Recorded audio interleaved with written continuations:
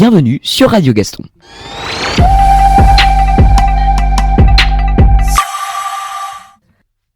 Cette semaine, nous allons parler de l'inscription de l'IVG dans la Constitution.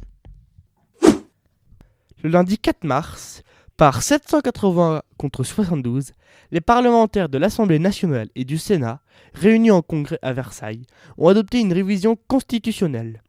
Celle-ci vise à protéger la liberté d'avoir recours à une interruption volontaire de grossesse, IVG.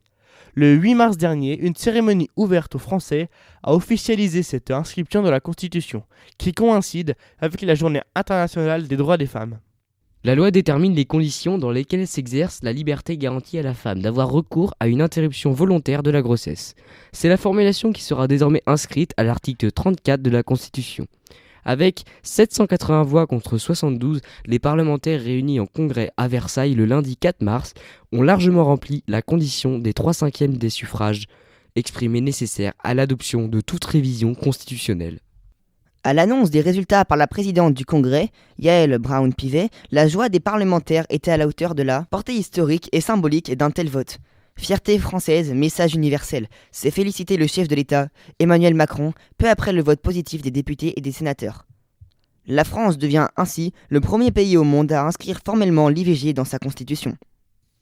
Ce scrutin est l'aboutissement d'un processus parlementaire de 18 mois, au cours duquel de nombreux élus, relais des associations féministes, ont redoublé d'engagement pour défendre l'inscription dans la loi fondamentale de la liberté des femmes à disposer de leur corps. Et pour la première fois de l'histoire, une femme, en l'occurrence la présidente de l'Assemblée nationale, Yaël Braun-Pivet, présidait une réunion du Congrès.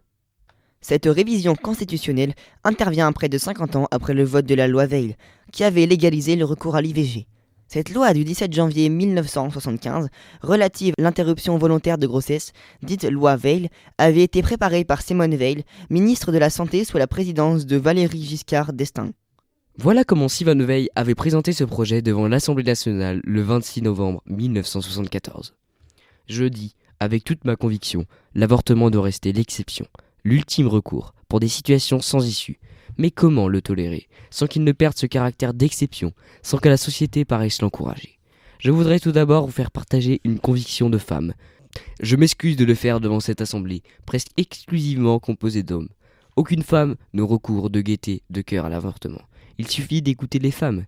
C'est toujours un drame et cela restera toujours un drame. C'est pourquoi si le projet qui vous y est présenté tient compte de la situation du fait existant, s'il admet la possibilité d'une interruption de grossesse, c'est pour la contrôler et, autant que possible, en dissuader la femme.